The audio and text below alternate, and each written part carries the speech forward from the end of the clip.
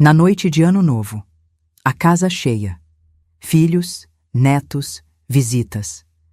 Vi minha nora colocar algo na minha taça. Não disse nada, só troquei as taças. 3 minutos depois, ela estava... Eram 23 horas e 47 minutos quando minha vida inteira fez sentido. Eu estava parada na porta da cozinha, segurando uma travessa vazia de rabanada quando vi. Fabiana, minha nora, a mulher que meu filho Roberto escolheu para dividir a vida, estava debruçada sobre a bancada de mármore. A mão direita segurava um frasquinho transparente, à esquerda, minha taça de champanhe. O líquido caiu em silêncio.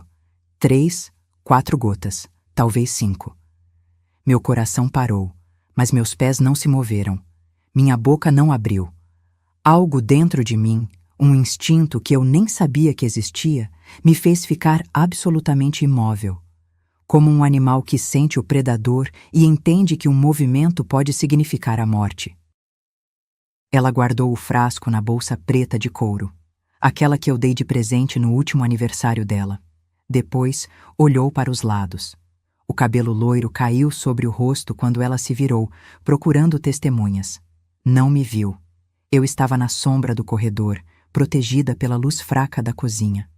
Fabiana respirou fundo, alisou o vestido vermelho justo, também presente meu, e voltou para a sala com um sorriso que eu conhecia bem. Aquele sorriso de nora perfeita, de mulher dedicada. De filha que eu nunca tive. Mentira, tudo sempre foi mentira. Dentro da minha cabeça, um relógio começou a contar. Faltavam 13 minutos para a virada do ano. 13 minutos para descobrir se minha nora queria me matar ou me destruir de alguma outra forma que eu ainda não conseguia imaginar. Entrei na cozinha como se nada tivesse acontecido. Deixei a travessa na pia. Meus dedos tremiam, mas forcei-os a ficarem firmes. Peguei um pano de prato e sequei as mãos lentamente, ganhando tempo para pensar. A sala estava barulhenta. 23 pessoas rindo, conversando, esperando a contagem regressiva. Meus filhos, meus netos, vizinhos, o advogado da família. Todos ali celebrando. Sem imaginar que em poucos minutos aquela festa se transformaria em outra coisa. Voltei para a sala. Fabiana estava distribuindo as taças, uma a uma, com aquele cuidado exagerado de sempre. Quando chegou perto de mim, seus olhos brilharam. Dona Helena, essa aqui é especial. Separei para a senhora. A voz doce, o sorriso caloroso. Eu peguei a taça. Senti o peso do cristal na mão. O líquido dourado borbulhava suavemente. Obrigada, querida. Minha voz saiu firme, firme demais para quem acabara de testemunhar a própria sentença. Fabiana se afastou para servir os outros, e foi aí que eu agi. 2 passos até a mesa de centro. Um movimento simples, natural. Coloquei minha taça ao lado da dela. Eram idênticas, do mesmo jogo que ganhei no meu casamento, 46 anos atrás. Fingi arrumar os guardanapos. Quando me virei de volta, troquei as taças de posição. Pronto. O que ela preparou para mim, beberia. Ninguém percebeu. Ninguém nunca percebe os movimentos de uma mulher de 68 anos. Somos invisíveis. Fantasmas na nossa própria casa, e dessa vez, essa invisibilidade me salvou. Se você está assistindo isso agora, se inscreva no canal, porque o que aconteceu nos próximos 3 minutos vai te fazer entender que naquela noite eu não salvei apenas minha vida. Eu descobri uma verdade que vinha sendo construída dentro da minha casa há 4 anos inteiros. 23 horas e 55 minutos. Alguém aumentou o volume da TV. A apresentadora animada anunciava a contagem regressiva. Os fogos já começavam a estourar lá fora, distantes, apressados. Fabiana levantou a taça, minha taça, e gritou: "Um brinde, à família, à Dona Helena, que sempre nos acolheu com tanto amor." Todos levantaram as taças, inclusive eu. Ela bebeu, um gole longo, efusivo, teatral. Eu bebi também. Apenas um gole pequeno. E esperei. Faltavam 2 minutos para a meia-noite quando vi o primeiro sinal. A mão dela tremeu. A taça balançou. Ela piscou várias vezes, como se tivesse dificuldade para focar. Fabiana, você está bem? Roberto, meu filho, percebeu antes de todos. Eu estou só um pouco tonta. A voz dela saiu arrastada. 1 minuto e 30 segundos. Ela levou a mão à testa. As pernas fraquejaram. Roberto a segurou pelo braço. Amor, fala comigo. E então, quando faltavam exatos 60 segundos para o ano novo, Fabiana caiu. Não foi uma queda suave. Foi um colapso. O corpo inteiro desabou na minha sala, na frente de 23 testemunhas, no meio das taças de cristal, dos salgadinhos, das risadas que morreram de uma vez. Alguém gritou. Eu não. Eu apenas fiquei ali, de pé, segurando minha taça, a taça dela, e observando. Porque naquele momento, eu ainda não sabia o que tinha dentro daquele líquido. Não sabia se era veneno, se era remédio, se era algo para me matar ou apenas me deixar confusa o suficiente para o que quer que ela estivesse planejando. Mas eu sabia uma coisa. Nos próximos minutos, todos naquela sala descobririam quem realmente era a mulher deitada no chão. E o pior ainda não tinha nem começado. Mas antes de contar o que aconteceu quando Fabiana caiu no chão da minha sala, você precisa entender quem eu sou. Ou melhor, quem eu era antes daquela noite transformar tudo. Meu nome é Helena Vasconcelos Ferreira. Tenho 68 anos, sou viúva há 6 anos e durante 42 anos fui professora de literatura no Colégio Pedro II, aqui no Rio de Janeiro. Dei aula sobre Machado de Assis, Clarice Lispector, Guimarães Rosa. Ensinei gerações inteiras a entender que por trás das palavras existem camadas de significado que a maioria das pessoas não enxerga. Irônico, não é? Passei a vida interpretando textos, buscando entrelinhas, desvendando intenções ocultas dos personagens. E não consegui ver o que estava acontecendo dentro da minha própria casa. Moro na Tijuca, num sobrado de 3 andares que pertenceu à minha família desde 1957. Minha avó, Leonor, comprou essa casa quando chegou de Portugal, fugindo da ditadura salazarista, com 2 malas de roupa e um bracelete de ouro branco com turmalinas azuis, a única joia que ela se recusou a vender durante todos os anos difíceis que passou aqui. Essa casa é minha história. Cada cômodo guarda uma memória. A sala onde meu pai ensinou meu irmão a jogar xadrez. A cozinha onde minha mãe fazia arroz doce aos domingos, perfumando a casa inteira com canela. O quarto onde eu dei à luz meu primeiro filho, Roberto, numa noite de chuva torrencial em 1981, porque a ambulância não chegava a tempo. Segundo a última avaliação, que eu nem pedi, mas que apareceu misteriosamente na minha mesa 3 meses atrás, essa casa vale R$2.800.000. Um absurdo de dinheiro. Dinheiro que eu nunca me importei de ter, porque para mim essa casa nunca foi patrimônio. Era lar. Além da casa, tenho uma poupança de R$480.000, acumulados ao longo de 42 anos de trabalho. Minha pensão de viúva e aposentadoria somam R$8.200 por mês. Não sou rica, mas também nunca passei necessidade. Tenho 3 filhos. Roberto, o mais velho, 43 anos. Advogado tributarista, sempre foi o mais sério, o mais responsável. O filho em quem eu confiava de olhos fechados. Aquele que eu achava que cuidaria de mim na velhice, que protegeria a família, que honraria o nome Ferreira. Casou com Fabiana há 4 anos, num casamento que eu mesma paguei. R$35.000 para uma festa que durou 6 horas. Achei caro, mas ele era meu primogênito. Como eu ia negar? Marcela, minha filha do meio, 40 anos. Jornalista. Mora em Lisboa há 8 anos, trabalha num jornal português, casou com um designer gráfico chamado Tiago. Nos falamos todo domingo por videochamada. Ela sempre me pergunta se está tudo bem, se preciso de alguma coisa. Até aquela semana, eu sempre dizia que sim, estava tudo ótimo. E Daniel, meu caçula, 37 anos. Solteiro, arquiteto, trabalha num escritório em Botafogo. Mora comigo desde sempre. Nunca saiu de casa. Tem o quarto no 3º andar, aquele com vista para a Floresta da Tijuca. Silencioso, observador. Às vezes acho que ele entende coisas que ninguém mais percebe. Fui casada com Maurício por 36 anos.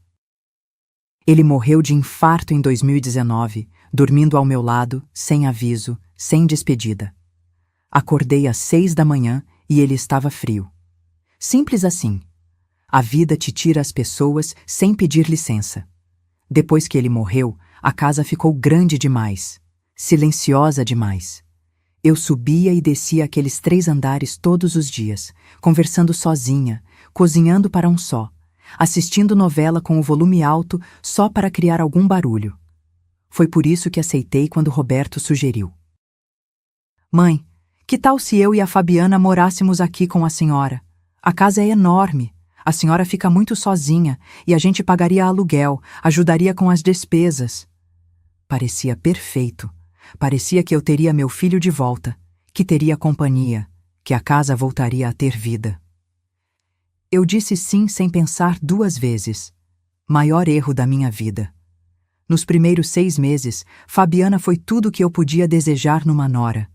Arrumava a casa, fazia compras, cozinhava receitas novas. Organizou meus remédios numa caixinha separada por dias da semana. Sugeriu que pintássemos a sala de um tom mais claro, mais moderno. Convenceu Roberto a reformar o banheiro do 2º andar. Eu achava que tinha ganhado uma filha. Até que pequenas coisas começaram a mudar. Ela passou a responder meu telefone. Dona Helena está descansando, depois eu falo que você ligou. Mas depois nunca chegava. As mensagens sumiam. Ela assumiu as compras do mês. Deixa que eu vou, Dona Helena. A senhora não precisa se cansar. Mas quando eu olhava as notas fiscais, os valores tinham dobrado. Ela reorganizou meus armários. Vou doar essas roupas velhas, tá? Roupas que tinham histórias, vestidos que eu usei em formaturas, blusas que Maurício me deu de presente e o bracelete da minha avó. Esse foi o primeiro sinal real de que algo estava podendo. Fabiana pediu emprestado para usar numa festa da firma de Roberto.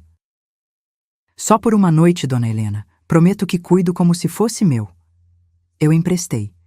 Quando ela devolveu, uma das turmalinas estava riscada. Não quebrada, mas visivelmente danificada. Ai, desculpa! Bateu sem querer na porta do carro. Sem querer. Como se 87 anos de história familiar pudessem ser arranhados sem querer.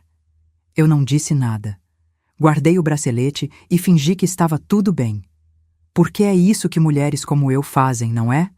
Engolimos, sorrimos, relevamos. Tudo para não criar problemas, não gerar conflitos, não parecer a sogra chata, a velha implicante. Mas eu estava prestando atenção. E quanto mais eu prestava atenção, mais eu via. Fabiana não era descuidada. Ela era calculista. E naquela noite de Ano Novo, quando a vi desabar no chão da minha sala, com 23 pessoas gritando ao redor, com Roberto aos prantos tentando acordá-la, com meu coração batendo tão forte que eu achei que ia explodir. Naquela noite, eu finalmente entendi que os últimos 4 anos não tinham sido coincidência. Tinham sido preparação. E o que ela preparou para mim estava prestes a se voltar contra ela mesma. Conheci Fabiana numa tarde de março de 2021. Roberto chegou em casa com aquele sorriso que eu não via há anos. Não desde a faculdade, quando ele era mais leve, antes de virar o advogado sério que dorme 4 horas por noite e vive grudado no celular. Mãe, quero te apresentar alguém. Ela entrou na sala atrás dele. Loira, alta, olhos verdes claros. Usava uma blusa branca de linho e calça jeans escura. Simples, mas elegante. 33 anos, descobri depois. 10 anos mais nova que Roberto. Dona Helena, que prazer finalmente conhecê-la. Roberto fala tanto da senhora. A voz era suave, educada. Ela me abraçou com aquele abraço de quem conhece a pessoa há anos. Estranhei. Mas o estranhamento durou apenas 1 segundo, porque ela trouxe um presente. Flores. Lírios brancos, minhas preferidas.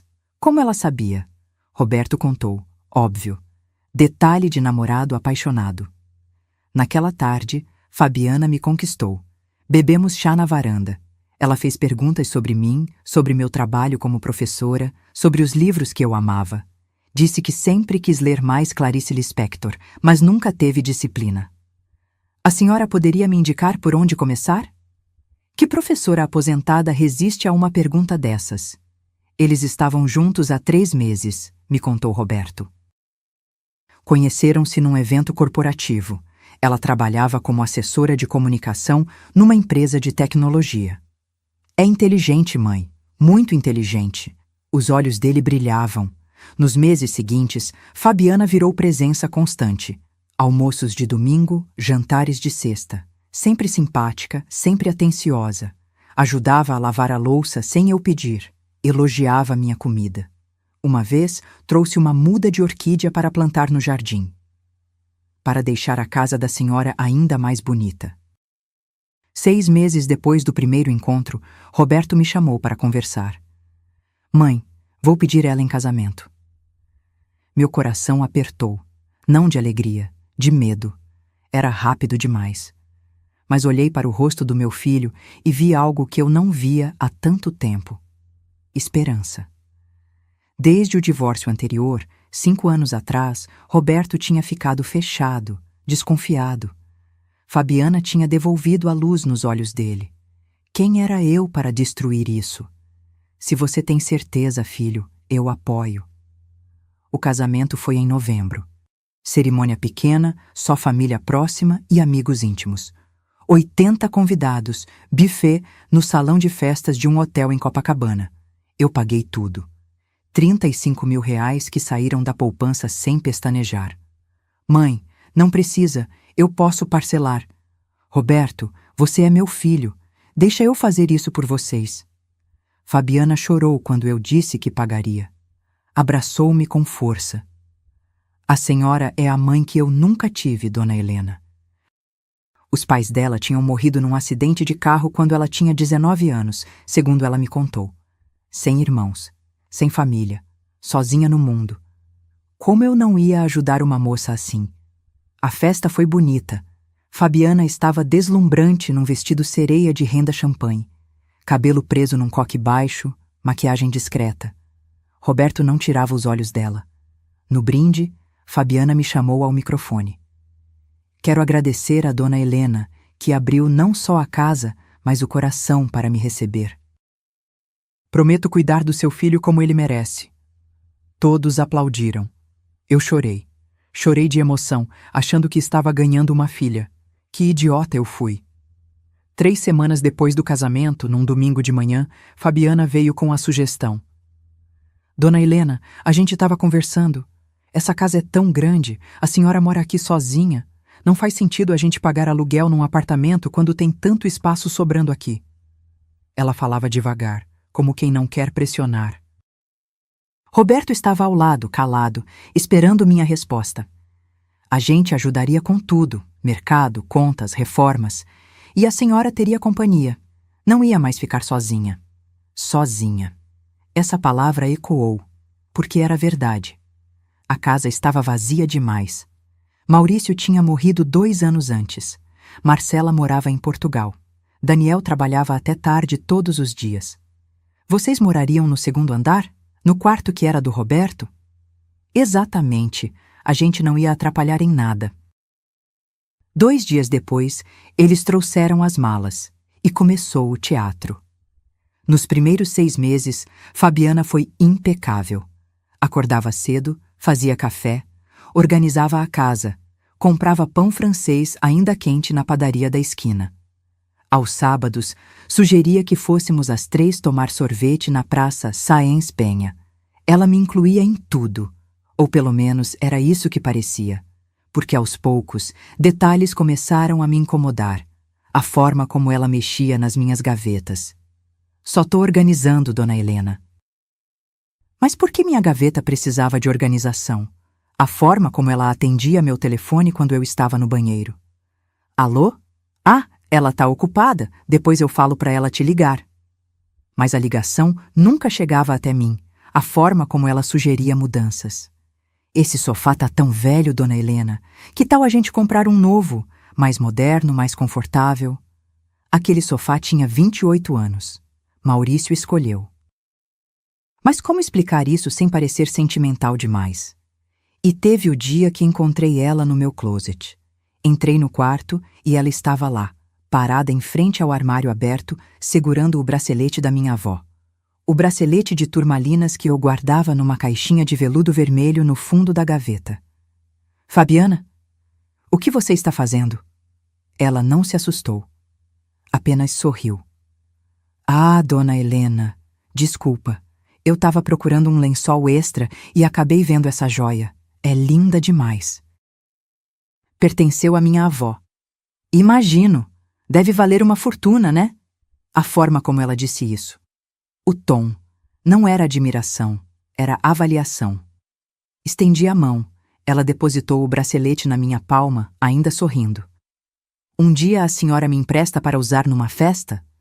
Não era pergunta, era aviso.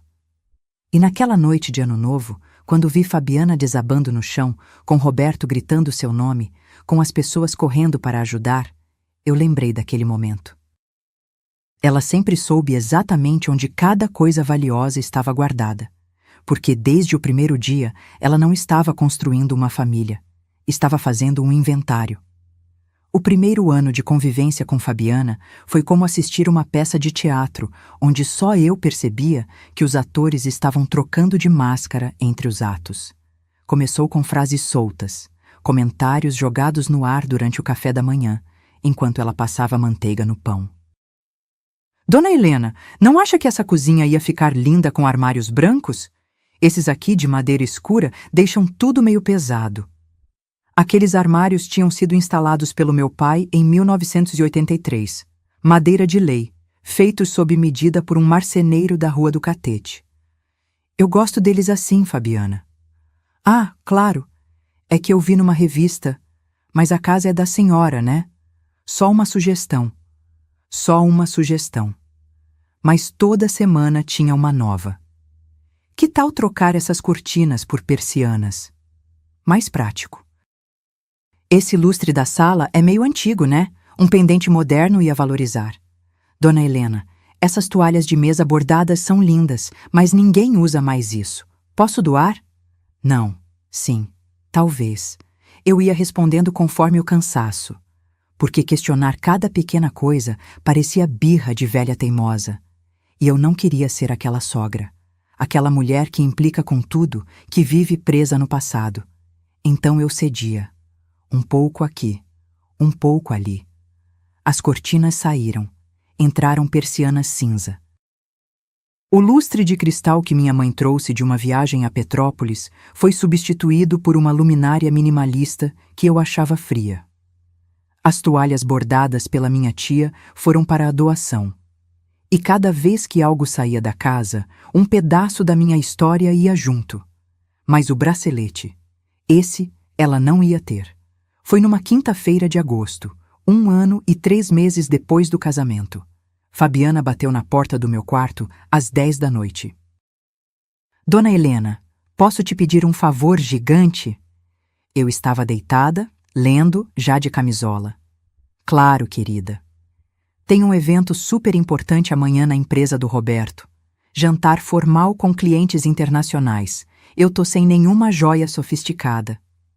Ela fez uma pausa. Será que a senhora me emprestaria aquele bracelete lindo? Só por uma noite. Juro que cuido como se fosse meu. Meu estômago revirou. Fabiana, aquele bracelete é muito delicado. Tem mais de 80 anos. Exatamente por isso. Vai ser perfeito. Clássico, elegante. Por favor, dona Helena, é só uma noite. Como dizer não sem parecer mesquinha? Sem parecer a sogra que não confia, que não empresta, que guarda tudo só para si? Está bem, mas cuida, por favor. Os olhos dela brilharam. No dia seguinte, ela saiu com o bracelete no pulso. Ouro branco cintilando, turmalinas azuis capturando a luz. Eu a vi sair e senti um aperto no peito que não conseguia explicar. Quando ela voltou, era quase meia-noite. Entrou no meu quarto sem bater. Dona Helena, desculpa. Aconteceu um acidente pequenininho. O bracelete estava na mão dela. Eu vi na hora. Uma das turmalinas, centrais, a maior, tinha um risco profundo atravessando a pedra. Como isso aconteceu? Bateu na porta do carro sem querer quando eu estava saindo. Mas não quebrou, né? Só arranhou um pouquinho. Dá para polir. Não dá para polir turmalina riscada. Qualquer pessoa que entende de joias sabe disso. A pedra fica marcada para sempre. Peguei o bracelete de volta, guardei na caixinha, não disse mais nada. Mas algo dentro de mim rachou naquele momento. Como a turmalina. Os meses seguintes foram uma escalada tão lenta que eu quase não percebia. Fabiana passou a controlar as senhas. Wi-Fi, Netflix, até a senha do interfone. Deixa que eu anoto tudo num lugar só, dona Helena. A senhora esquece essas coisas. Eu não esquecia, mas aceitei, porque parecia útil. Ela assumiu as compras do mês. Faço tudo online, economizo o tempo da senhora. Ela começou a abrir minhas correspondências, só para ver se tem alguma conta atrasada. E no segundo ano veio a jogada mais ousada. Uma tarde de abril, Fabiana e Roberto me chamaram para conversar na sala. Mãe, a gente estava pensando... Roberto hesitou. Seria bom a senhora fazer uma procuração, só por segurança. Procuração? É que se acontecer alguma emergência, se a senhora precisar assinar algum documento urgente e não puder, a gente teria autorização para resolver.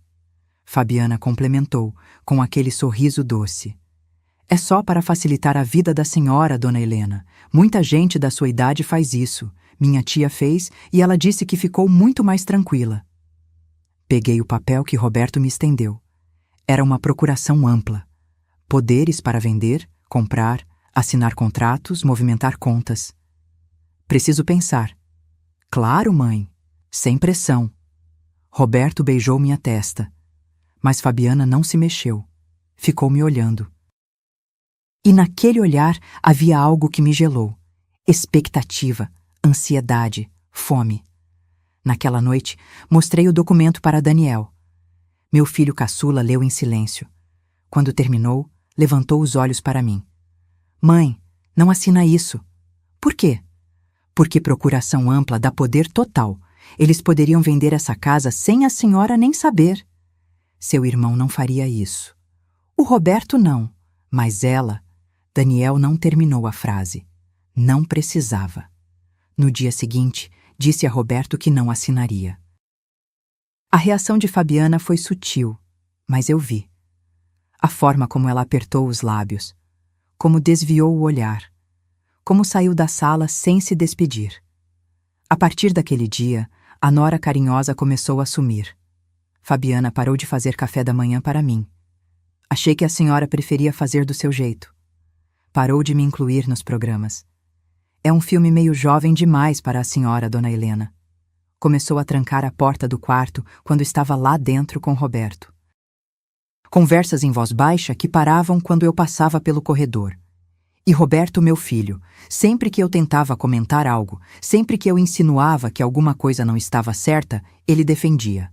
Mãe, a Fabiana só quer ajudar. Mãe, a senhora está exagerando. Mãe, acho que a senhora está ficando um pouco paranoica.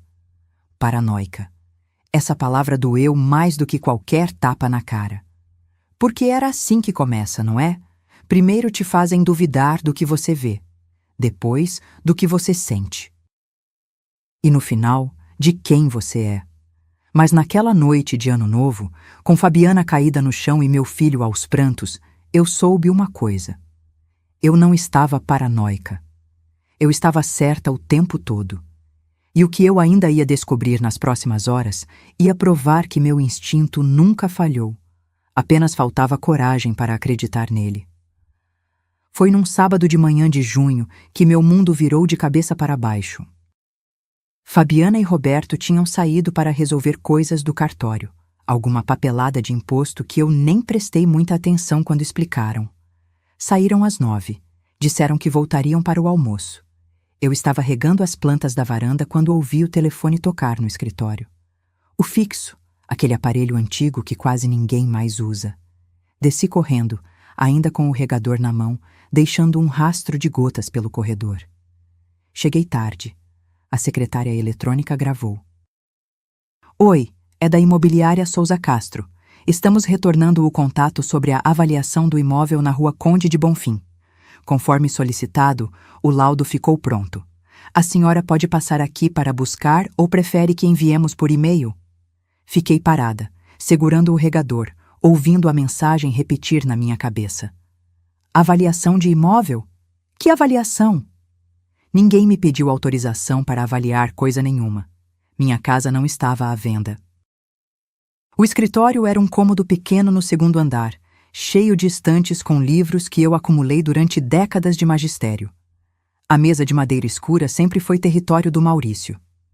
Depois que ele morreu, virou depósito de contas, documentos, papéis sem importância. Ou era isso que eu achava. Comecei a abrir as gavetas. Procurava alguma coisa, qualquer coisa que explicasse aquela ligação. Na terceira gaveta, embaixo de uma pilha de recibos antigos, encontrei uma pasta azul, fina. Discreta. Abri. Dentro, plantas baixas da minha casa, desenhadas à mão com anotações nas margens.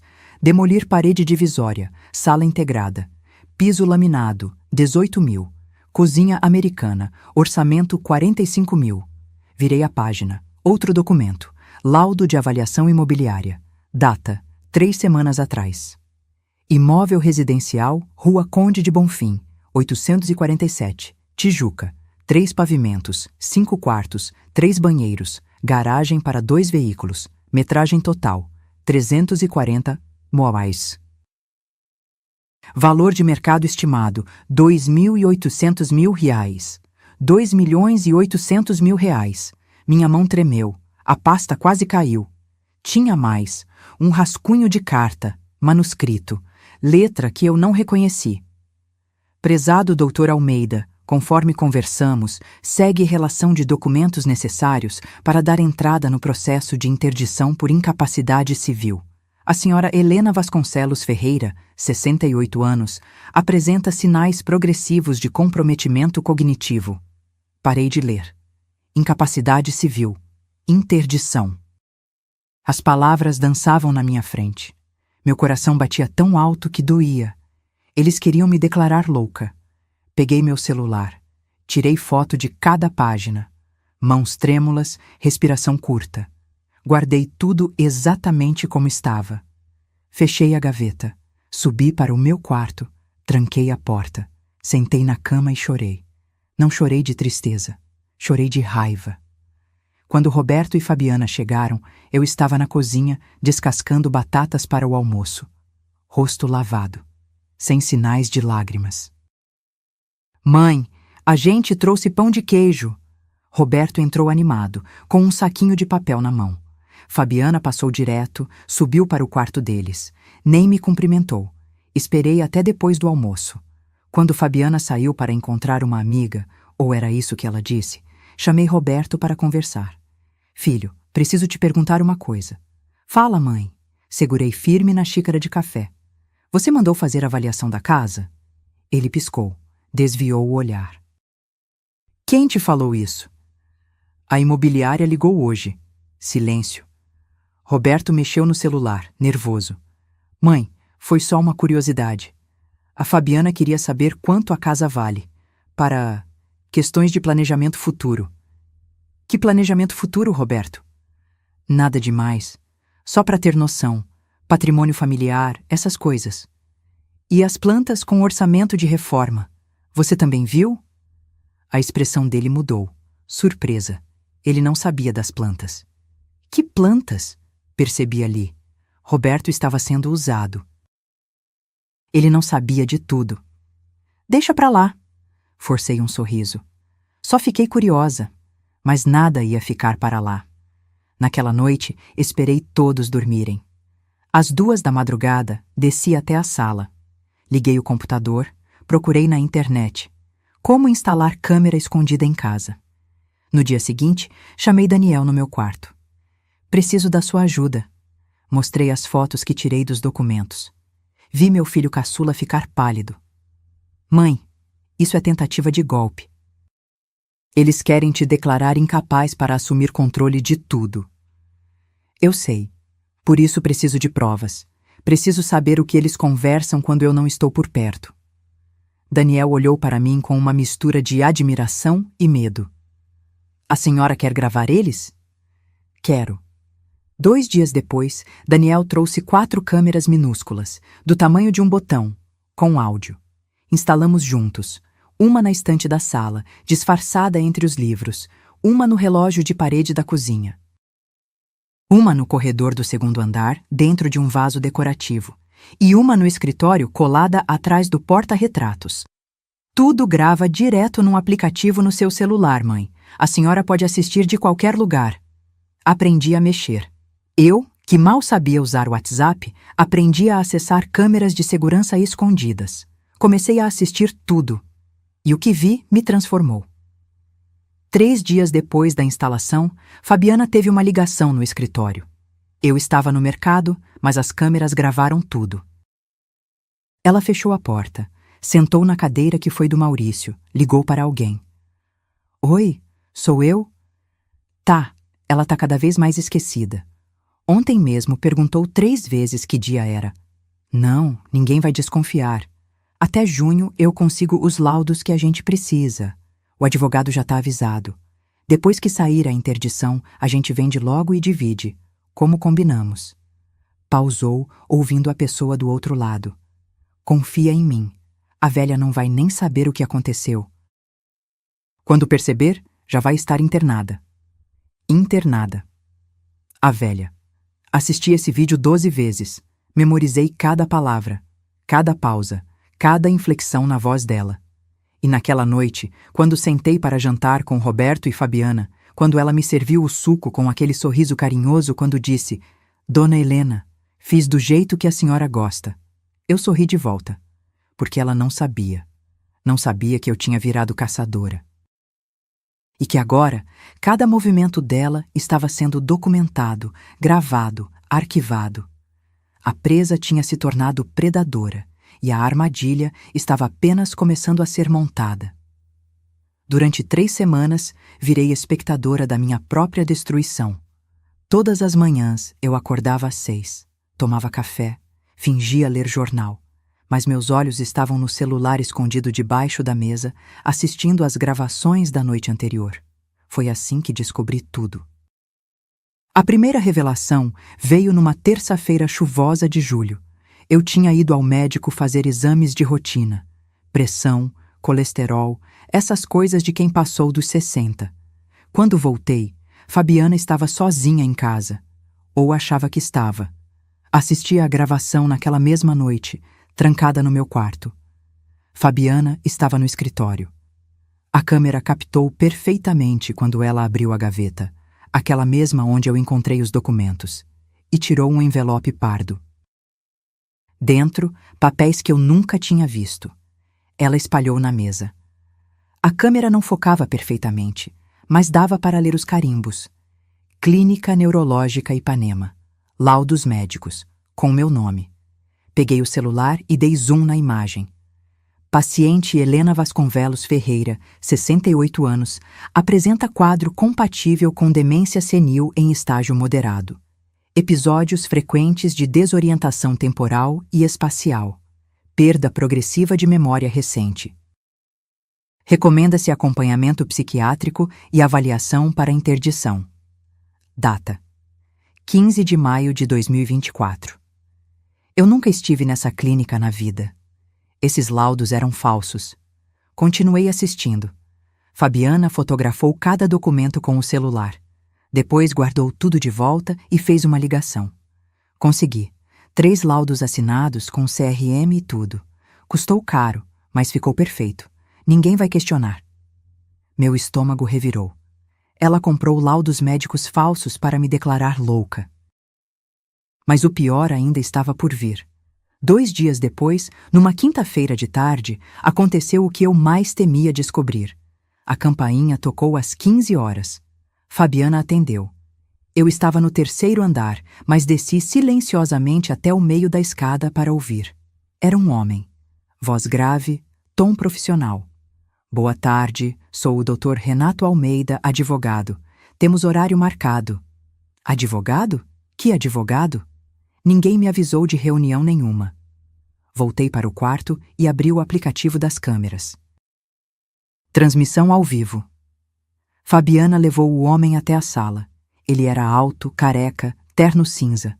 Sentou no sofá com uma pasta de couro. Então, senhora Fabiana, vamos direto ao ponto. A senhora trouxe os documentos que solicitei? Ela entregou um envelope. Ele abriu. Examinou cada papel. Laudos médicos atestando incapacidade cognitiva. Certidão de propriedade do imóvel. Cópia do RG e CPF da titular. Ele ergueu o olhar. Perfeito. Com isso, damos entrada no processo de interdição na próxima semana. E quanto tempo leva? Considerando que temos laudos de 3 médicos diferentes, que a paciente tem 68 anos e que a senhora é nora residindo no mesmo endereço, diria que em 60 dias conseguimos a tutela provisória. E a venda do imóvel? Assim que a senhora for nomeada tutora, pode vender. O juiz raramente questiona decisões de tutores familiares, principalmente quando alegam necessidade de custear tratamento médico. Fabiana sorriu, aquele sorriso que eu conhecia tão bem. Perfeito. E o pagamento? 20% do valor da venda, como combinamos. 20% de R$ 2.800.000. 560 mil reais para um advogado corrupto me roubar. Pausei o vídeo. Respirei fundo. Precisei de 5 minutos para conseguir voltar a assistir. Quando retomei, eles estavam finalizando. Ah, Dr. Renato, meu irmão vai fazer parte disso também. Ele é corretor de imóveis, vai intermediar a venda. Sem problemas. Quanto menos gente de fora, melhor. Irmão. Ela tinha um irmão. Lembrei vagamente. No casamento, Fabiana disse que não tinha família, que estava sozinha no mundo. Mais uma mentira. 3 dias depois, conheci o tal irmão. Ele apareceu num sábado de manhã. Roberto tinha ido jogar tênis. Daniel estava trabalhando. Eu, supostamente, tinha saído para fazer companhia a uma amiga doente. Não tinha saído. Estava no meu quarto, assistindo. Fabiana abriu a porta. Entra, Rodrigo. O homem era parecido com ela. Mesmos olhos verdes, cabelo loiro escurecido, uns 40 anos, camisa polo, calça jeans, tênis importado. Sentaram na cozinha. Ele pôs uma pasta em cima da mesa. Então, mana, tá tudo certo? Tudo. O advogado vai entrar com o pedido semana que vem. 60 dias. E a casa é nossa. E o Roberto? Ele sabe? Fabiana riu. Um riso curto, debochado. O Roberto não sabe de nada. Acha que a velha tá com Alzheimer de verdade. Mostrei os laudos falsos para ele. Disse que o médico me passou em consulta reservada. Ele acreditou em tudo. Meu filho não sabia. Roberto era vítima também. Rodrigo abriu a pasta. Já tenho 3 interessados. 2 investidores e uma clínica particular que quer transformar em consultórios. O maior lance até agora foi 3.100.000 reais. Fabiana bateu palma. 300 mil a mais que a avaliação. A localização é privilegiada. Perto do metrô, perto de tudo. Vende rápido. E quando ela descobrir? Não vai descobrir. Vai estar internada num asilo, com diagnóstico de demência avançada, nenhum juiz vai dar ouvidos ao que ela disser. Rodrigo bebeu um gole do café. E o marido dela? O Roberto não vai estranhar? Vou convencer ele que é o melhor para a mãe, que ela precisa de cuidados especializados, que a gente não consegue dar atenção 24 horas. Fabiana encostou na cadeira. Ele é fraco, Rodrigo. Basta eu chorar um pouco, dizer que tô exausta, que não aguento mais cuidar. Ele aceita tudo. E depois que vender? A gente pega a nossa parte e vaza.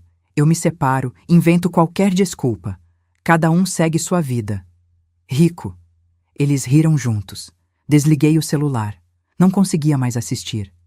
Fiquei deitada na cama, olhando para o teto, sentindo algo que eu nunca tinha sentido antes. Não era mais raiva, era determinação.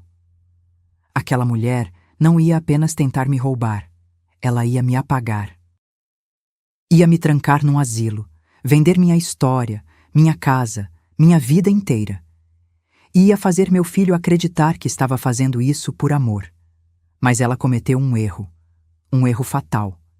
Ela subestimou uma professora de literatura que passou 40 anos ensinando que em toda a história o vilão sempre revela demais. E agora eu tinha tudo gravado. Cada palavra, cada plano, cada mentira. Peguei o celular de volta, transferi todos os vídeos para uma pasta criptografada. Fiz backup em 3 lugares diferentes e comecei a planejar não minha defesa, mas meu contra-ataque. Porque se ela queria uma guerra, ia ter. Mas não seria a guerra que ela imaginou. Dezembro chegou com aquele calor sufocante do Rio de Janeiro que faz o asfalto derreter. Mas dentro de mim era inverno. Passei o mês inteiro sorrindo, concordando, sendo a Helena que todos esperavam. Gentil, um pouco esquecida, facilmente convencida. Quando Fabiana sugeria algo, eu acenava com a cabeça. Claro, querida. Como você achar melhor. Quando Roberto perguntava se eu estava bem, eu apertava a mão dele. Estou ótima, filho. Nunca estive melhor. Mentira, mas mentira necessária, porque nos bastidores eu estava montando algo que eles jamais imaginariam. No dia 3 de dezembro, fui ao banco, sozinha. Disse que ia na farmácia. Pedi para falar com o gerente, Sr. Gustavo, que me conhecia há 15 anos. Dona Helena, que prazer! Em que posso ajudá-la? Preciso verificar todas as movimentações da minha conta corrente nos últimos 6 meses e também da conta conjunta que abri com meu filho Roberto. Ele imprimiu os extratos. Sentei ali mesmo, na salinha reservada, e analisei cada linha. Conta corrente pessoal, normal. Aposentadoria entrando, contas saindo, nada estranho. Conta conjunta com Roberto, 3 saques não autorizados por mim. R$7.000 em abril, 8.000 em junho, 15.000 em novembro, R$30.000 que sumiram sem eu saber. Senhor Gustavo, esses saques aqui, tem como rastrear quem fez? Ele digitou no computador. Foram feitos no caixa eletrônico, usando o cartão do seu filho. Mas eu sabia que não foi Roberto, foi ela, usando o cartão dele. Quero fazer 2 coisas. Primeira, tirar meu filho como cotitular dessa conta. Segunda, transferir todo o dinheiro de volta para minha conta pessoal. O gerente hesitou. A senhora tem certeza? Absoluta. Assinei os papéis. Em 20 minutos, o saldo da conta conjunta estava zerado. R$142.000 de volta para onde nunca deviam ter saído. Saí do banco e fui direto ao cartório. Lá, pedi para alterar meu testamento. O antigo deixava tudo dividido igualmente entre os 3 filhos. O novo dizia: deixo todos os meus bens para meus filhos, Marcela Vasconcelos Ferreira e Daniel Vasconcelos Ferreira. Ao meu filho Roberto Vasconcelos Ferreira, deixo apenas sua parte legítima, desde que não esteja mais casado com Fabiana Cristina Mendes no momento do meu falecimento. O tabelião me olhou por cima dos óculos. Esse tipo de cláusula é incomum. Mas é legal? Sim, desde que respeitada a legítima. Então está decidido. Assinei. 3 testemunhas assinaram. Documento registrado. Se eu morresse amanhã, Fabiana não levaria 1 centavo. No dia 10 de dezembro, Fabiana veio com a ideia que eu estava esperando. Dona Helena, o que a senhora acha de fazer uma festa de Ano Novo aqui em casa? Nada muito grande, só família e amigos próximos. Mostrar como a senhora está bem cuidada. Mostrar como eu estava bem cuidada. Essa frase tinha camadas. Ela queria testemunhas para comprovar que cuidava de mim, que eu estava confusa, dependente, precisando de tutela. Acho uma ideia maravilhosa, Fabiana. Faz tanto tempo que não recebo ninguém. Os olhos dela brilharam. Então tá combinado, eu organizo tudo. Só uma coisa, Posso convidar algumas pessoas também? Claro! Quem a senhora quer chamar? Minha filha Marcela. Faz tempo que não vejo ela. Fabiana titubeou. Marcela, morando em Portugal, era um problema. Ela era esperta demais. Ah, mas Lisboa é tão longe. A passagem deve estar caríssima nessa época. Eu pago. Tô com saudade da minha filha. Não havia como recusar sem parecer estranha. Tá bom, dona Helena. Liguei para Marcela naquela mesma noite. Filha, preciso que você venha passar o ano novo aqui. Mãe, tá tudo bem? Não, mas vai ficar. Respirei fundo. Confie em mim, compra a passagem. Eu te conto tudo quando chegar. Marcela chegaria no dia 28. Perfeito. Também convidei o Dr. Durval, advogado que cuida dos assuntos da família desde que Maurício morreu. Homem sério, criterioso, incorruptível. Dona Helena, festa de Ano Novo? É importante que o senhor esteja lá, doutor. Muito importante. A voz dele ficou cautelosa. Aconteceu alguma coisa? Vai acontecer.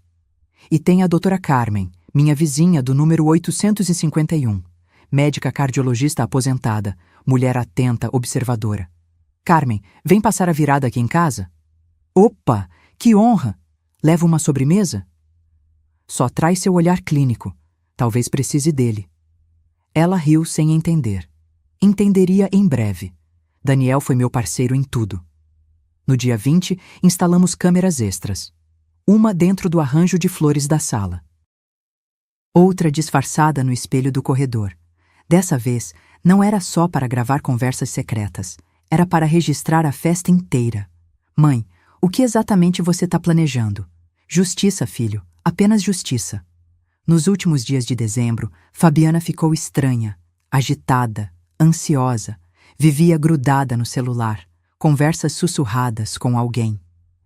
No dia 28, quando Marcela chegou, a tensão ficou palpável.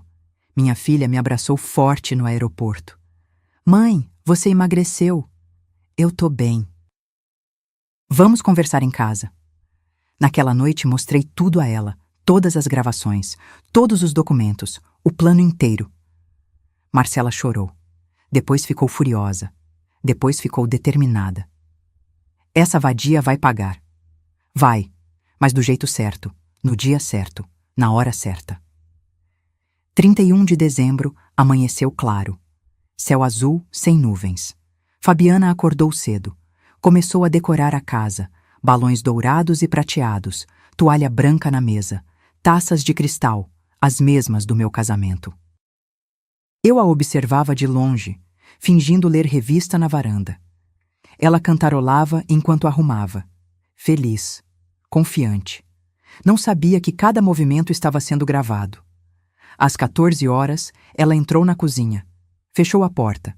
Peguei o celular, transmissão ao vivo da câmera escondida no relógio. Vi quando ela abriu a bolsa. Tirou o frasquinho transparente. O mesmo que eu veria horas depois, ao vivo, sem a proteção da tela. Ela olhou para o líquido, depois olhou para as taças já posicionadas na bandeja. Hesitou por 3 segundos. Depois destampou o frasco e derramou na taça que tinha uma pequena marca vermelha na base. Marca que ela mesma fez para identificar qual era a minha. Guardou o frasco, lavou as mãos, respirou fundo e saiu da cozinha sorrindo. Desliguei o celular. Faltavam 9 horas para a meia-noite. 9 horas para ela beber o próprio veneno. E descobrir que quando você tenta destruir uma mulher que passou a vida ensinando sobre ironia trágica, você vira personagem da sua própria lição. A tarde passou devagar, como se o tempo soubesse que aquela noite mudaria tudo. Às 16 horas, comecei a me arrumar. Escolhi uma blusa de seda cor de vinho, presente que Maurício me deu no nosso último aniversário juntos, e calça preta. Nada chamativo. Nada que parecesse celebração. Apenas elegância discreta. Marcela bateu na porta do meu quarto. Mãe, tem certeza disso? Olhei para minha filha pelo espelho. Ela estava tensa, com aquela ruga entre as sobrancelhas que aparece quando está preocupada. Absoluta. E se der errado? Não vai dar. Passei batom, vermelho escuro, confie em mim. Daniel apareceu logo depois, também arrumado. Camisa social azul marinho, calça bege. Todas as câmeras estão funcionando. Testei 3 vezes. Ótimo. Peguei o celular. Vamos descer. A peça está prestes a começar. Quando chegamos na sala, Fabiana já tinha transformado a casa. Luzes de LED iluminavam os cantos.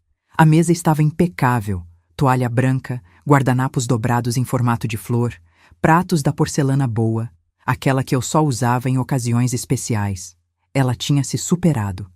Vestido vermelho justo, decote discreto, mas sensual, cabelo solto em ondas, maquiagem perfeita. Parecia uma anfitriã de revista. Dona Helena, olha que linda a senhora. Adorei essa blusa. Veio até mim e me abraçou. Senti o perfume caro, presente de Roberto.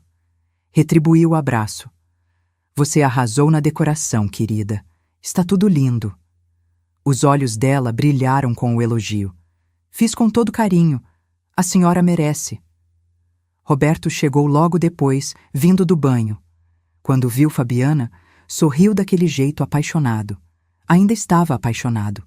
Ainda não sabia que dormia com uma cobra. Os convidados começaram a chegar às 19 horas. Dr. Durval foi o primeiro. Terno cinza, gravata azul, pasta de couro na mão, como sempre. Dona Helena, feliz ano novo. Doutor, que bom que veio. Aproveita e conhece minha filha Marcela, que veio de Portugal. Eles se cumprimentaram. Dr. Durval me lançou um olhar questionador. Eu fiz um sinal quase imperceptível com a cabeça. Depois conversamos. Doutora Carmen chegou às 19h30, trazendo uma travessa de farofa especial. Helena, quanto tempo? Beijou meu rosto. Sua nora me ligou convidando. Que gentileza! Fabiana é muito atenciosa. Segurei a mão da médica. Fica de olho em tudo hoje, tá? Ela franziu a testa, mas não perguntou. Carmen sempre foi esperta. Os outros foram chegando. Vizinhos, amigos do Roberto, uma prima distante. Ao todo, 23 pessoas circulando pela casa, conversando, rindo, comendo os salgadinhos que Fabiana encomendou. Ela estava radiante, circulando entre os convidados, contando histórias sobre como cuidava de mim com tanto carinho. A dona Helena às vezes esquece de tomar os remédios, mas eu sempre lembro ela. É meu papel como nora, né? Cuidar. Ouvi aquilo de longe. Senti vontade de rir, ou de gritar. Escolhi ficar calada. Às 21 horas, Fabiana reuniu todos para um brinde antecipado. Gente, antes que fique muito tarde, quero fazer um agradecimento especial. Ela pegou o microfone portátil que alguém trouxe. Agradecer a dona Helena que abriu as portas dessa casa linda para mim e para o Roberto, que me acolheu como filha. A voz embargou de emoção teatral. A senhora é um exemplo de generosidade. E eu prometo cuidar da senhora sempre, pelo tempo que for necessário. Pelo tempo que for necessário. Até me trancar num asilo. Todos aplaudiram. Roberto a beijou. Eu sorri e agradeci. Atriz. Ela era uma atriz consumada, mas eu também tinha aprendido a representar. Às 22 horas, Fabiana entrou na cozinha. Saiu trazendo a bandeja com as taças de champanhe já distribuídas. Vi a marca vermelha discreta na base de uma delas. A minha. A envenenada.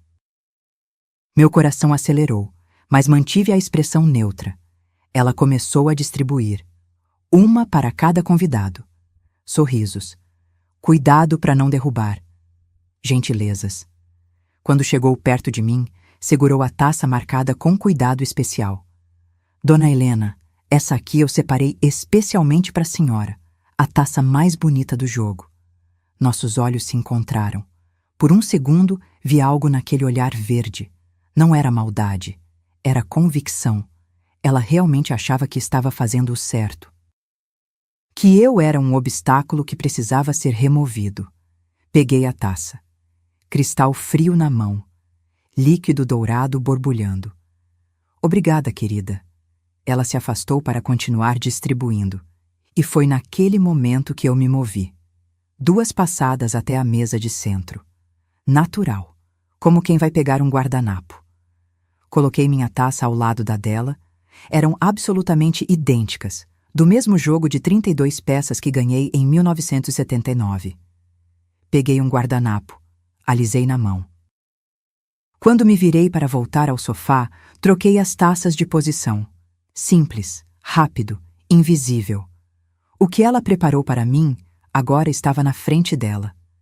Voltei para meu lugar, sentei, respirei. Ninguém percebeu. Ninguém nunca percebe os gestos de uma mulher idosa numa festa. Somos parte da decoração, presentes, mas não relevantes, até que nos tornamos. 23h30. Fabiana aumentou o volume da TV. A apresentadora gritava animada sobre a contagem regressiva na praia de Copacabana. Gente, vamos nos posicionar. 10 minutos para a virada. Todos se levantaram. Pegaram as taças. Alguns já estavam com aquela alegria etílica de quem bebeu demais. Roberto puxou Fabiana pela cintura. Amor, esse foi o melhor ano da minha vida. Ela o beijou. O próximo vai ser ainda melhor. Prometo. Promessa que não cumpriria. 23h45. Meu celular vibrou no bolso. Mensagem de Daniel. Todas as câmeras gravando, tudo registrado. Respondi apenas, perfeito. Marcela estava ao meu lado, tensa. Segurei sua mão. Calma, vai dar tudo certo. 23h50. Fabiana levantou a taça, minha taça, e gritou acima do barulho. Gente, um brinde à família, à dona Helena que sempre nos recebeu com tanto amor, à vida, ao futuro. Todos levantaram as taças. A dona Helena! Ela bebeu. Um gole longo, generoso, teatral. Vi o líquido descer pela garganta dela. Bebi também. Apenas um gole pequeno, simbólico. 10, 9, 8. A contagem começou. Todo mundo gritando. Fogos já estourando lá fora. 7, 6, 5. Vi quando a mão dela tremeu pela primeira vez. Leve. Quase imperceptível. 4, 3, 2. A taça balançou. Ela piscou várias vezes, confusa. 1. Feliz Ano Novo. Abraços, beijos, gritos. E Fabiana levando a mão à testa. Amor? Você tá bem? Roberto percebeu. Eu tô tonta. A voz saiu arrastada, pastosa. Todos pararam de comemorar. Fabiana? Ela tentou dar outro passo. As pernas não obedeceram. E então caiu. Não foi queda. Foi desabamento. O corpo inteiro no chão da minha sala, no meio das taças, dos guardanapos, da festa que ela mesma organizou. Alguém gritou. Eu não. Apenas fiquei ali, em pé, segurando a taça dela, observando. Porque finalmente, depois de meses planejando minha destruição, Fabiana Cristina Mendes tinha bebido da própria armadilha. E o que viria a seguir seria apenas o começo da verdadeira queda dela. O barulho do corpo dela batendo no chão cortou a música, cortou os gritos, cortou tudo. Por 2 segundos, ninguém se mexeu. Como se o cérebro de todos precisasse de tempo para processar que aquilo era real. Depois, o caos. Fabiana! Roberto se jogou no chão ao lado dela. Amor, fala comigo! Ela estava consciente, mas os olhos vidrados, a boca entreaberta tentando formar palavras que não saíam. As pessoas se aglomeraram. O que aconteceu? Ela bateu a cabeça? Alguém chama uma ambulância.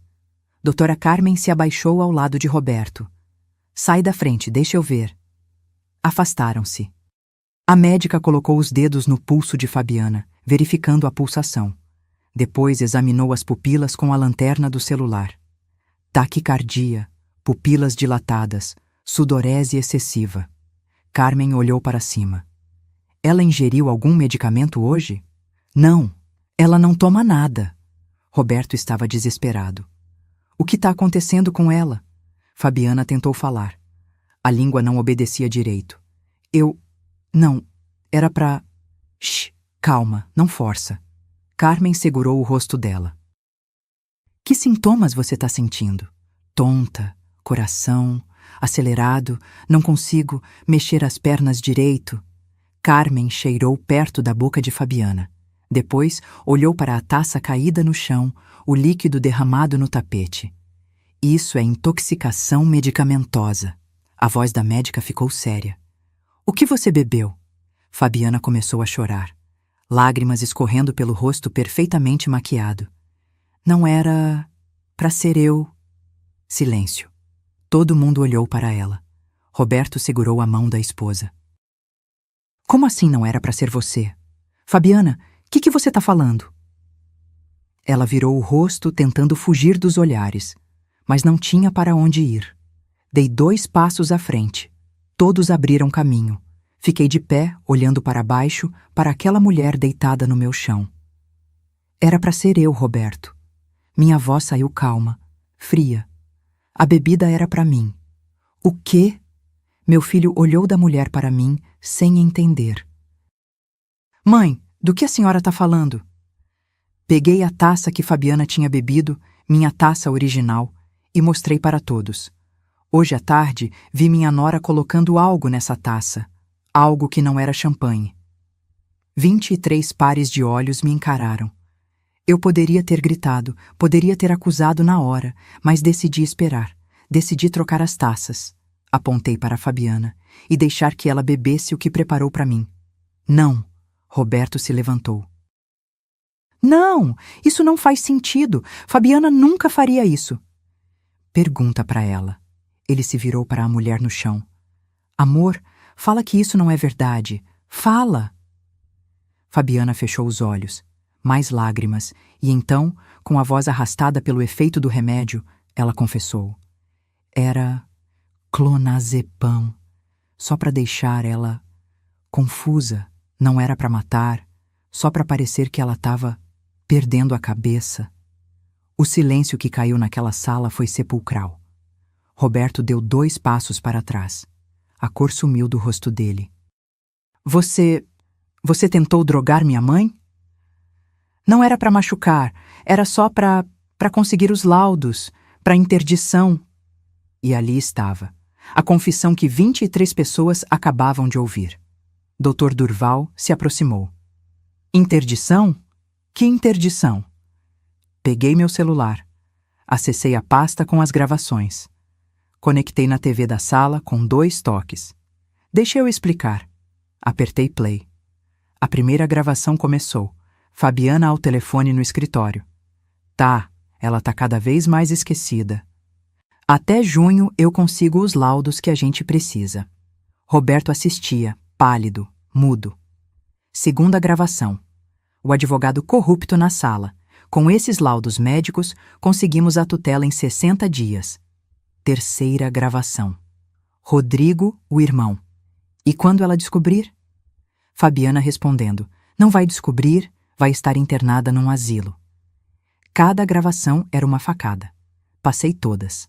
3 minutos de evidências irrefutáveis.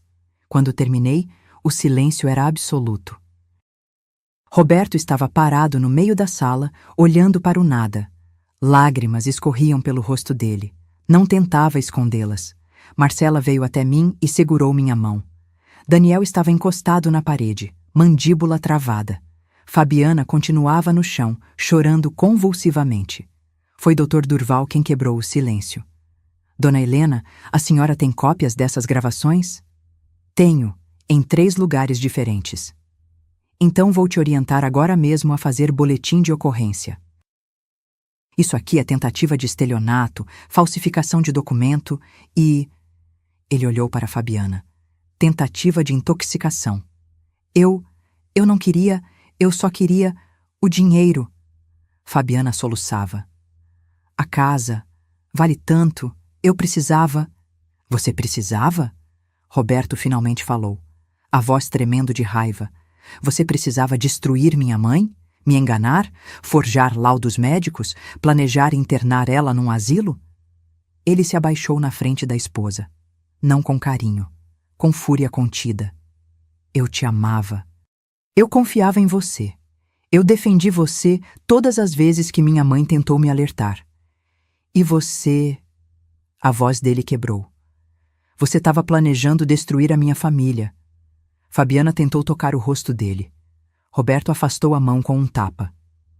Não encosta em mim. Nunca mais. Doutora Carmen interrompeu. Precisamos levar ela para o hospital, fazer lavagem estomacal. Clonazepam em alta dosagem pode ser perigoso. Chama a ambulância, disse. E a polícia? A ambulância chegou 12 minutos depois. 2 paramédicos entraram com maca. Enquanto colocavam Fabiana na maca, ela tentou falar comigo. Dona Helena, por favor, Desculpa. Olhei para ela. Aquela mulher que entrou na minha casa sorrindo, que me chamou de mãe, que dormiu sob meu teto por 4 anos planejando minha destruição. Você não sente. Você só está arrependida porque deu errado. Levaram-na. Roberto foi junto na ambulância, não por amor, mas porque ainda era legalmente o marido. Quando a porta fechou, a festa acabou. Os convidados saíram em silêncio, chocados. Alguns me abraçaram, outros não sabiam o que dizer. Doutor Durval ficou. Amanhã, primeira coisa, a gente vai na delegacia. Obrigada, doutor. Quando todos saíram, eram 2 da manhã. Marcela, Daniel e eu ficamos na sala. No meio da decoração de festa, das taças espalhadas, dos pratos intocados.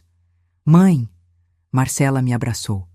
Você foi tão corajosa. Não foi coragem, foi sobrevivência. Olhei para a sala. Para a casa que quase perdi. Para a vida que quase me roubaram. E percebi uma coisa. A guerra não tinha terminado. Tinha apenas começado. Mas dessa vez, eu não seria a vítima. Seria a juíza. E o veredicto já estava escrito. Roberto voltou do hospital às 4 da manhã. Eu não tinha dormido. Estava sentada na varanda, ainda com a roupa da festa, olhando para a rua vazia. Marcela tinha ido deitar. Daniel roncava no sofá, exausto. Ouvi a chave na porta, passos pesados no corredor. Meu filho apareceu na varanda, os olhos vermelhos, a camisa amarrotada. Não disse nada. Apenas sentou na cadeira ao meu lado. Ficamos em silêncio por 5 minutos. Só o barulho dos pássaros começando a cantar, anunciando o primeiro amanhecer do ano. Finalmente ele falou. Fizeram lavagem estomacal. Ela vai ficar bem, fisicamente. A voz estava rouca. Emocionalmente. Não sei se algum dia ela vai se recuperar da humilhação. Não respondi. Mãe. Ele virou para mim. Por que a senhora não me contou antes? Contei, Roberto. Várias vezes, de formas diferentes, mas você não quis ouvir. Ele fechou os olhos. Eu sei, e isso é o que mais dói. Passou a mão pelo rosto. Quantas vezes a senhora tentou me alertar e eu defendi ela, chamei a senhora de paranoica. Você estava apaixonado, cego pelo amor. Não era amor, mãe, era ilusão. Ela construiu uma personagem perfeita, e eu acreditei porque era mais fácil acreditar do que questionar. Peguei a mão dele. Você também foi vítima, filho. Fui, mas escolhi ser. Quando a senhora começou a mostrar sinais de desconfiança, eu podia ter investigado, podia ter prestado atenção, mas preferi ignorar porque com ela eu me sentia necessário. Ela me fazia sentir importante. E eu não fazia? Não é isso. Ele apertou minha mão. A senhora sempre foi forte demais, independente demais. Depois que o pai morreu, a senhora tocou a vida sozinha. Não precisava de mim para nada. E aí apareceu a Fabiana dizendo que eu era o homem mais incrível do mundo, que ela não conseguia viver sem mim. Soltou uma risada amarga. Era tudo manipulação, mas eu me agarrei naquela fantasia. E agora? Agora eu acordo. Ele se levantou, foi até a grade da varanda. No hospital, enquanto esperava ela sair da emergência, fiquei pensando em tudo. Nos últimos 4 anos, cada decisão que tomei, cada vez que defendi ela contra a senhora... Roberto, deixa eu terminar. Virou para mim. Eu preciso falar, preciso botar para fora. Respirou fundo. Lembra quando a Fabiana sugeriu que a gente morasse aqui? Na época eu achei ótimo, mas agora percebo. Ela não queria morar aqui para me fazer feliz. Queria acesso. Acesso à casa, aos documentos, à senhora. Eu sei. E eu facilitei tudo. Dei a chave. Dei liberdade. Até dei procuração da conta conjunta para ela. Ele riu sem humor. Conta conjunta que tinha 30 mil reais e agora tá zerada. Eu vi os extratos. Por isso transferi tudo de volta pro meu nome. Ele olhou para mim surpreso. A senhora sabia? Descobri em dezembro. Foi uma das primeiras coisas que investiguei. Meu Deus! Ele sentou de novo.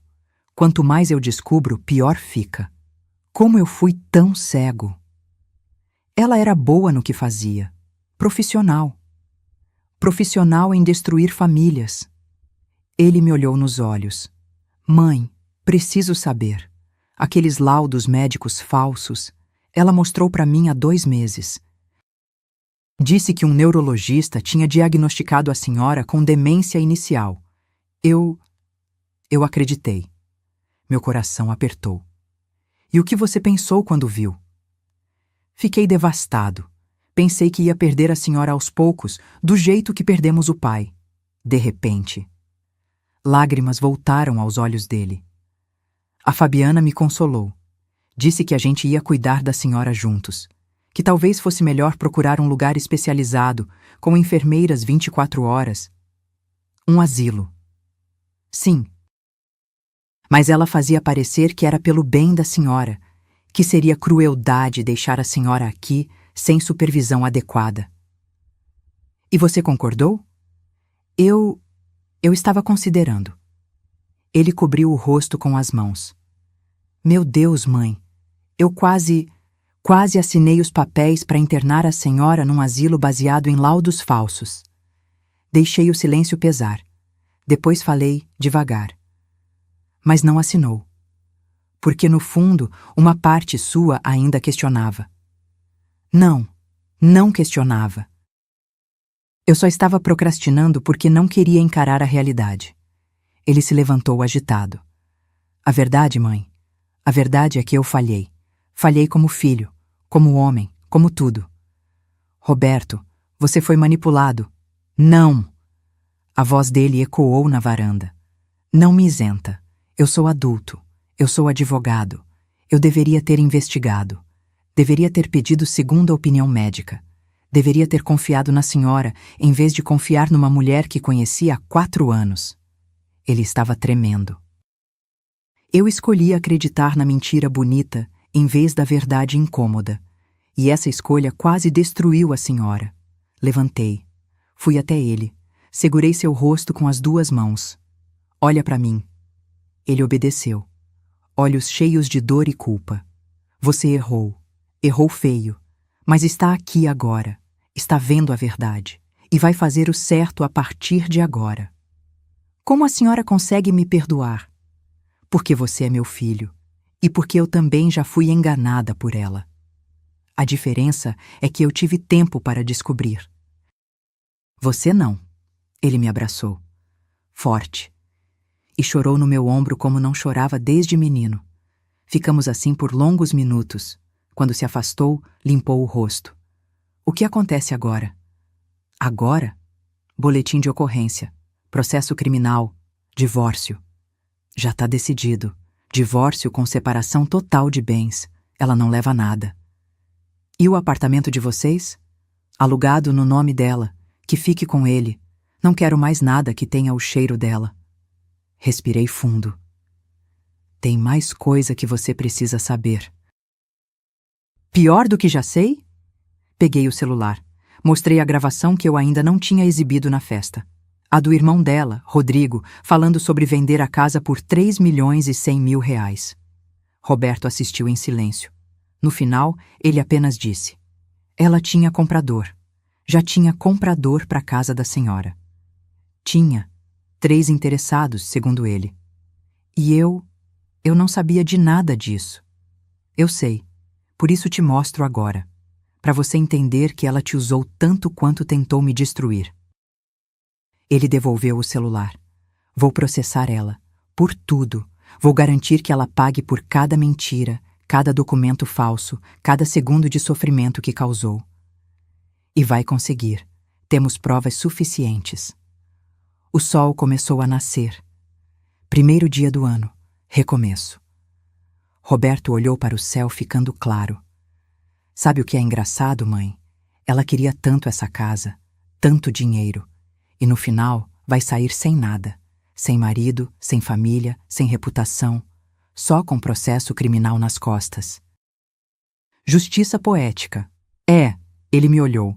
A senhora é incrível, sabia? Apenas uma professora aposentada que aprendeu a ler nas entrelinhas. Sorrimos. Primeiro sorriso genuíno em meses. Vem. Peguei a mão dele. Vamos tomar café. Começar esse ano do jeito certo. Entramos juntos na casa. A guerra tinha sido vencida, mas as consequências estavam apenas começando. Fabiana teve alta no dia 2 de janeiro, às 11 horas da manhã. Roberto me ligou do hospital. Mãe, ela quer vir pegar as coisas dela. Que venha, mas quero advogado presente. Dr. Durval chegou ao meio-dia. Terno preto, pasta de couro, expressão séria. Sentou comigo na sala e esperamos. Fabiana apareceu às 13 horas. Não veio sozinha. Trouxe o irmão, Rodrigo, aquele mesmo das gravações, o corretor que já tinha compradores para minha casa. Quando entraram, senti Marcela ficar tensa ao meu lado. Daniel cruzou os braços, bloqueando a passagem da escada. Fabiana estava diferente.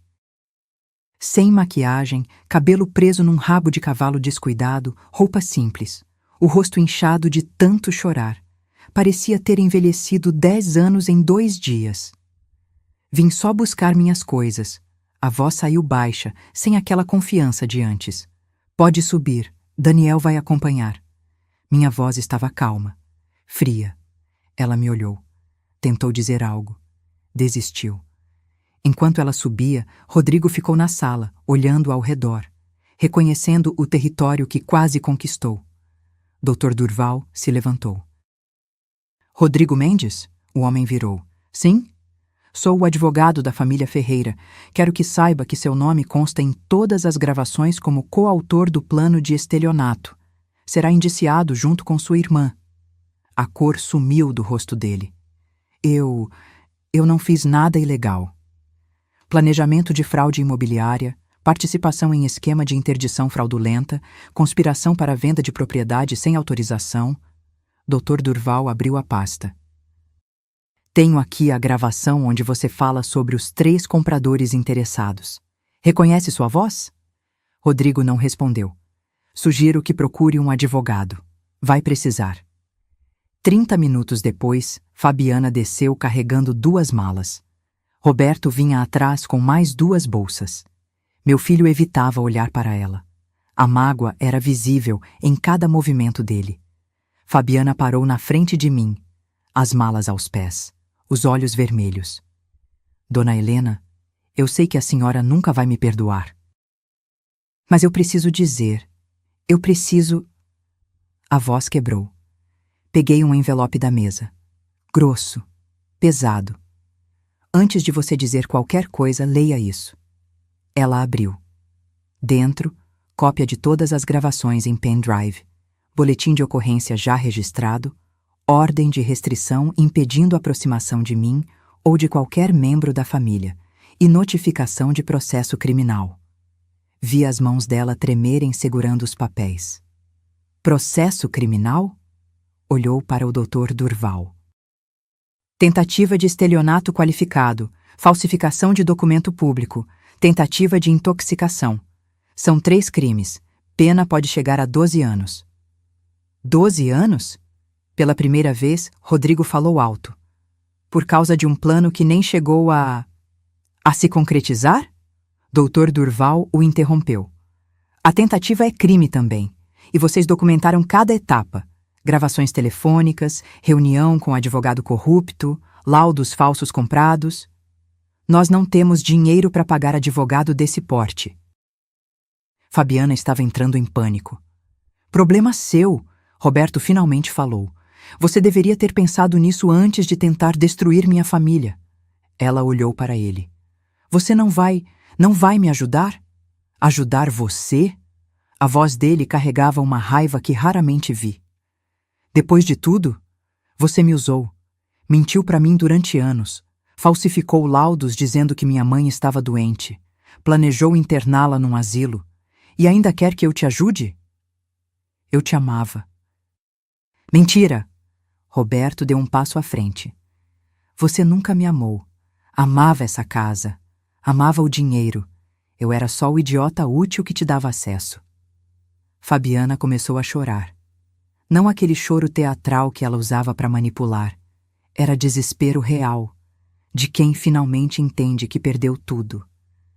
Eu só queria uma vida melhor. Cresci sem nada. Meus pais morreram e me deixaram só dívidas. Eu só queria segurança.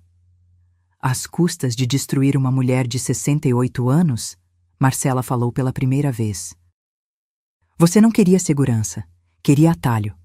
Dr. Durval interveio. Ainda tem mais uma coisa que vocês precisam saber. Pegou outro envelope. Fizemos uma investigação financeira de rotina. Descobrimos que a senhora Fabiana possui dívidas em 5 instituições diferentes. Cartões de crédito, empréstimos pessoais. Total, R$ 78 mil. Roberto virou para ela, incrédulo. 78 mil? Eu ia pagar. Quando a casa fosse vendida, eu ia. Você estava afundada em dívidas e a solução era me roubar? Eu finalmente falei. Não era só ganância, era desespero. E você arrastou meu filho junto. Dona Helena, por favor. Ela deu um passo na minha direção. Daniel bloqueou. Nem pense em chegar perto da minha mãe. Rodrigo puxou a irmã pelo braço. Vamos embora, isso aqui já acabou. Mas antes de saírem, Dr. Durval entregou mais um papel. Citação judicial. Processo de divórcio litigioso com pedido de separação total de bens. Primeira audiência em 30 dias. Roberto complementou. E eu vou pedir indenização por danos morais. Cada segundo que você me fez acreditar que minha mãe estava doente, cada lágrima falsa, cada mentira, vou cobrar tudo. Fabiana saiu sem mais palavras. Rodrigo a empurrava pela porta, as malas batendo no batente. Quando o portão fechou, soltei o ar que estava prendendo. Acabou. Marcela me abraçou. Não. Dr. Durval fechou a pasta. Agora começa o processo legal. Vai ser longo. Vai ser desgastante. Mas com as provas que temos, a condenação é certa. Quanto tempo? Roberto perguntou. Criminalmente? Entre 8 meses a 1 ano até julgamento. Civilmente, o divórcio sai em 3 meses no máximo. Nos dias seguintes, descobrimos mais. O advogado corrupto que Fabiana contratou, Dr. Renato Almeida, também foi indiciado. Perdeu a licença da OAB. Os 3 médicos que assinaram os laudos falsos foram investigados. 2 perderam o CRM. O terceiro alegou que a assinatura foi falsificada. Fabiana tentou vender a história para a imprensa. Idosa armou cilada para nora inocente. Nenhum jornal comprou. As gravações eram claras demais. Em fevereiro, a primeira audiência. Fabiana apareceu com advogado dativo, pago pelo Estado, magra, com olheiras profundas. O juiz ouviu as gravações, leu os laudos, examinou cada prova, decretou prisão preventiva. A ré demonstrou premeditação, frieza e organização criminosa. Há risco de fuga e destruição de provas. Aguardará julgamento presa. Vi quando levaram Fabiana algemada da sala. Ela olhou para Roberto uma última vez. Meu filho desviou o olhar. Em março, Rodrigo fez delação premiada. Confessou tudo em troca de pena reduzida. Entregou nomes de outros clientes que estavam em esquemas parecidos. Em abril, o divórcio saiu. Separação total de bens. Fabiana não ficou com nada. R$ 0, 0 móveis, 0 direitos. Roberto voltou a morar comigo. Temporariamente, disse. Mas eu sabia que era mais que isso. Era reconstrução. Uma noite, encontrei ele chorando no quarto que foi dele a vida toda. Eu devia ter acreditado na senhora. Agora acredita. E isso é o que importa. Como a senhora consegue não me odiar? Porque ódio só destrói quem sente, e eu já tive destruição demais. Segurei a mão dele. Agora a gente reconstrói, juntos. E foi o que fizemos. Tijolo por tijolo, verdade por verdade, até a casa voltar a ser lar. Julho chegou com aquele frio seco do Rio de Janeiro que pede cobertor à noite. Eu estava na varanda, tomando chá de camomila, quando o telefone tocou. Doutor Durval. Dona Helena, saiu a sentença. Meu coração acelerou. E? 4 anos e 8 meses de reclusão em regime semiaberto. Mais pagamento de R$150 mil em danos morais. R$150 mil. Era mais do que eu esperava. Menos do que ela merecia. E o Rodrigo? 2 anos. Pena convertida em prestação de serviços comunitários por causa da delação premiada. Desliguei o telefone. Olhei para a casa ao redor. Minha casa. Ainda minha. 6 meses tinham passado desde aquela noite de Ano Novo. Meio ano que mudou absolutamente tudo. A casa estava diferente, reformada. Mas dessa vez, do jeito que eu quis. Pintei a sala de um tom de bege suave que me acalmava. Troquei as persianas que Fabiana instalou por cortinas de linho branco que deixavam a luz natural entrar. Coloquei de volta o lustre de cristal da minha mãe, aquele que tinha sido modernizado e que eu guardei no sótão. Cada canto voltou a contar minha história. Não a história que alguém quis escrever por mim. O bracelete de turmalinas foi restaurado por um joalheiro especializado em antiguidades. A pedra arranhada foi substituída por uma nova, azul turquesa, que brilhava com luz própria. O joalheiro disse: "Essa aqui é mais rara que a original, mais valiosa." Passei a usar o bracelete toda semana. Não guardado numa caixinha, no pulso, onde devia estar. Roberto se mudou para um apartamento alugado em Botafogo. Pequeno, 1 quarto, mas dele. Pela primeira vez em 4 anos, estava reconstruindo a vida sozinho. Jantava comigo 2 vezes por semana, sem falta, às quintas e domingos. Na última quinta, ele trouxe flores, lírios brancos. Lembrei que são suas preferidas. Não mencionamos que foram as mesmas flores que Fabiana trouxe no primeiro dia. Mas os dois pensamos nisso. "Como você está, filho?" "Melhor." Ele sorriu. Era um sorriso cansado, mas genuíno. "Comecei terapia, 3 vezes por semana." "E está ajudando?" "Está. Tô aprendendo a reconhecer padrões. Bandeiras vermelhas que ignorei. Coisas sobre mim que facilitaram a manipulação dela." "Você não teve culpa?" "Não, mãe. Eu tive sim. Não da maldade dela, mas das minhas escolhas. De ter acreditado no que era conveniente em vez do que era verdade." Ele segurou minha mão. "Mas estou aprendendo, e não vou repetir esses erros." Marcela voltou para Portugal em março, mas prometeu vir em dezembro para passar as festas comigo. De verdade dessa vez. Daniel continuou morando comigo, e pela primeira vez isso não me incomodava. Era companhia genuína, não dependência. Uma manhã, ele desceu e encontrou eu fazendo panquecas. "Mãe, a senhora tá diferente." "Como assim?" "Mais leve." Sorri mais. Parece livre. Livre. A palavra perfeita. Porque era exatamente isso que eu sentia. Livre do peso de fingir, de tolerar, de silenciar minha intuição para não parecer a velha chata. Usei os R$150 mil da indenização para criar um fundo de educação. Não para netos. Ainda não tenho. Para jovens da comunidade que querem fazer faculdade, mas não têm condições. Fundo Helena Vasconcelos de Educação. 5 bolsas de estudos integrais por ano. A primeira beneficiada foi Júlia, 19 anos, moradora da Mangueira, aprovada em Direito na UERJ. Quando entreguei o documento da bolsa, ela chorou. "A senhora não me conhece. Por que faz isso?" "Porque alguém tentou me apagar. e eu escolho criar luz em vez de guardar rancor. Em maio, fui convidada para dar uma palestra num grupo de terceira idade na Tijuca. O tema: Como proteger seu patrimônio e sua dignidade. Falei para 87 pessoas, mulheres, na maioria, entre 55 e 80 anos. Contei minha história, sem omitir nada. A manipulação, os laudos falsos, a tentativa de interdição, a taça trocada. Quando terminei, uma senhora de 74 anos levantou a mão. Dona Helena, a mesma coisa está acontecendo comigo. Minha nora quer que eu assine procuração. Diz que é para facilitar, mas alguma coisa não parece certa. Olhei para ela. Então não assina. Sua intuição está te protegendo. Escuta ela. Depois da palestra, 17 mulheres me procuraram com histórias parecidas. Filhos pressionando, noras manipulando, genros sugerindo asilos.